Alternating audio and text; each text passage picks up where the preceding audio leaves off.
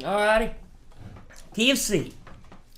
One of the classic tunes that everybody plays out of key of C is something called the East Tennessee Blues. It's fun because it's a blues, and it's got these nice patterns that you can really, we've got a lot of nice things to practice that you can use in a lot of tunes. So here's East Tennessee Blues, kind of the way I'd play it at a jam session or something.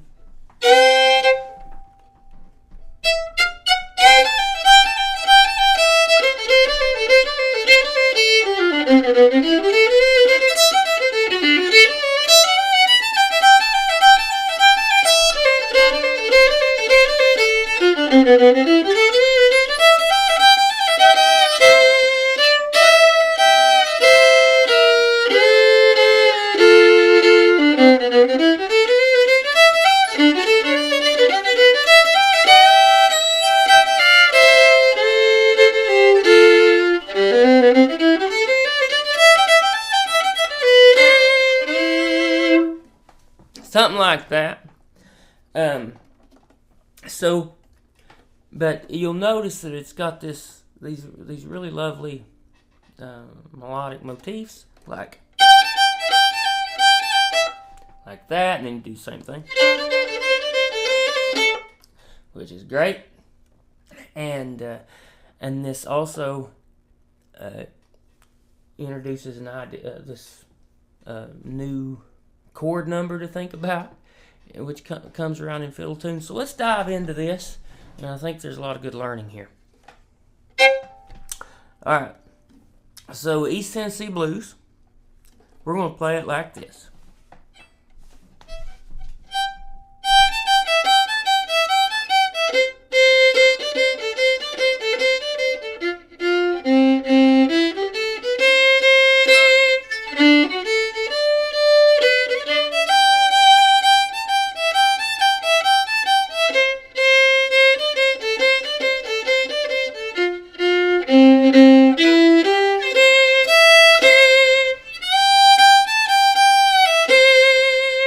And then we'll go.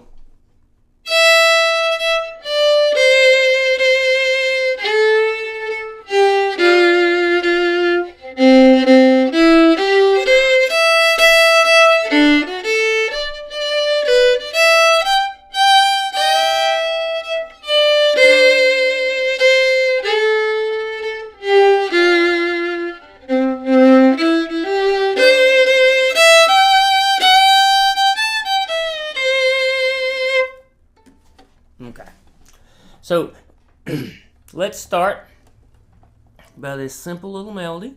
I shouldn't say that.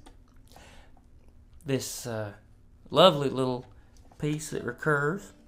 Okay, nothing about this is simple. We're starting on a G, G, A, G, E, and it does that.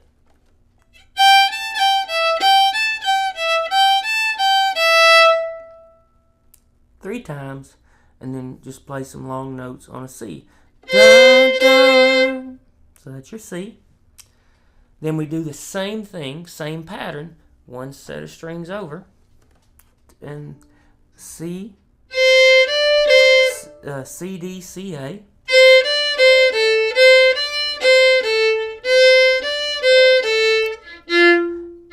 F, F.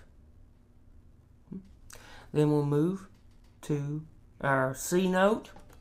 C, E, E, G, C, E. Go back to D string. Just walk a D arpeggio. And then a B, D, E, G.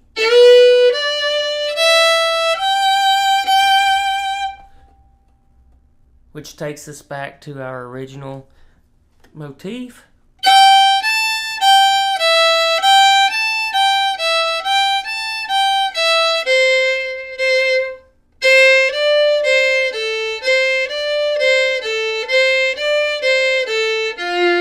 Same thing.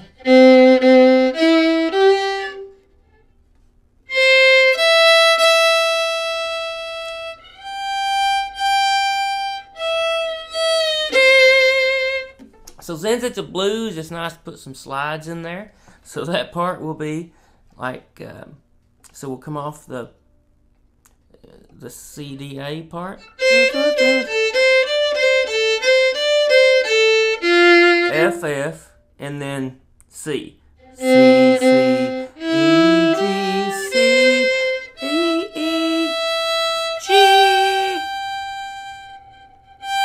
G, G, G, E. And so 2 downward slides with your little finger there on that E note. So it would sound like this.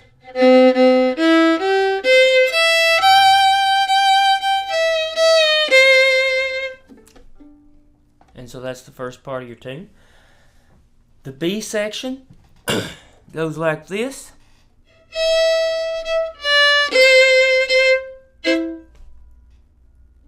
That's that part. Just walk down.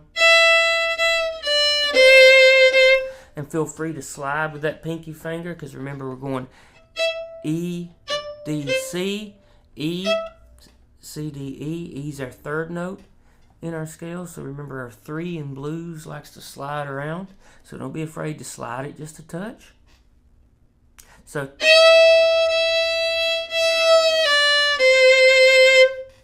okay. Do the same thing on the D string. So that pinky's going to be playing an A.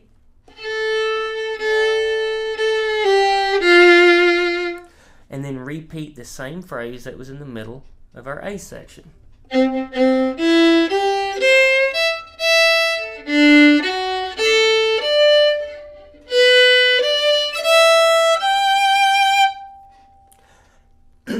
we just repeat the first part of the first phrase of the B section. No, that's not exactly what we did, was it? Here's what we did. Da.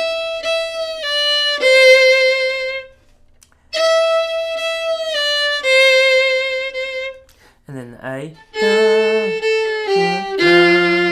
And then we take it out just the same way.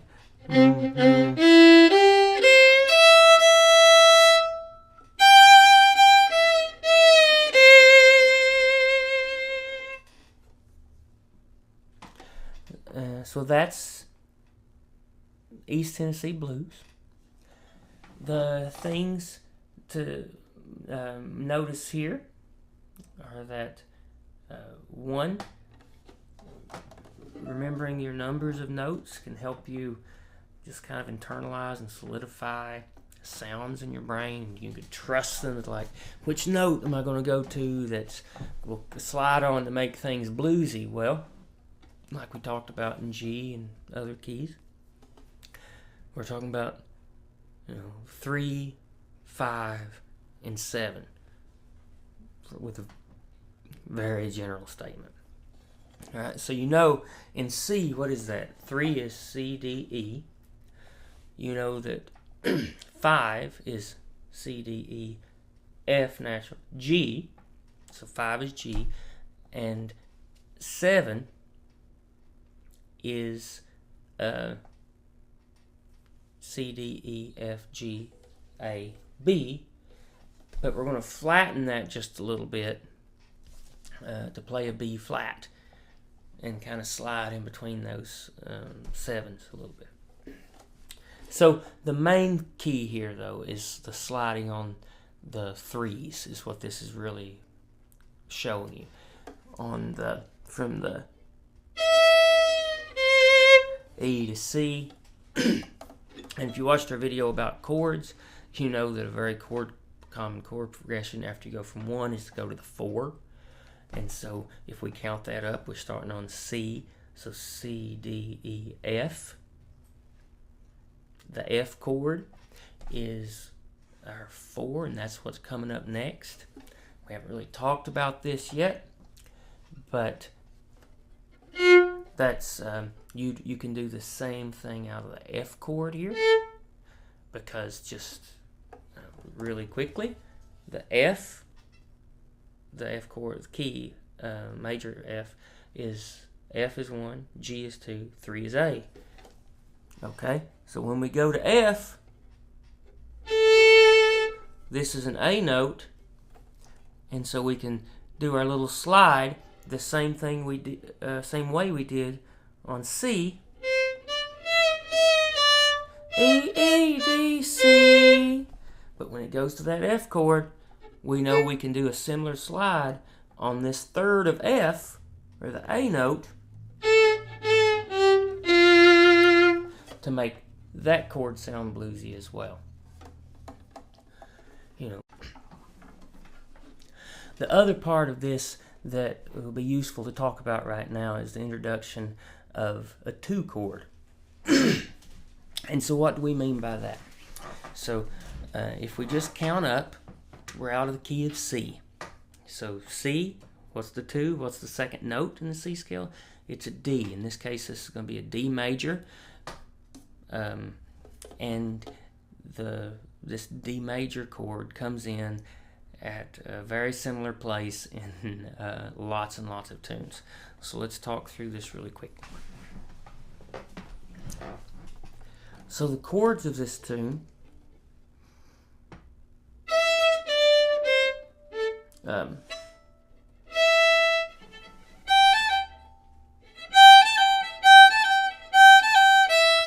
that was C, then to F.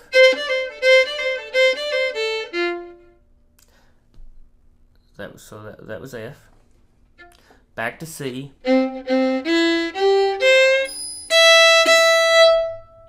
So now we're going to play it through a D major and notice the difference in the fingerings. So we're going to go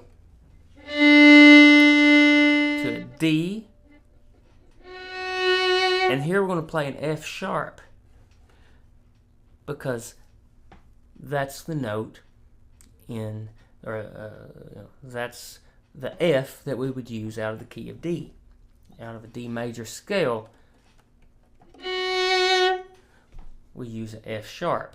So we got to change our fingerings a little bit from a C scale, because a C traditionally uses C, D, E, F natural. So we got, when we get to that D chord, 2, we got to push that middle, or the second finger up a little bit to make sure we catch an F sharp, and it gives it, it just feels good to the ear, honestly. And so we just do an arpeggio out of D major.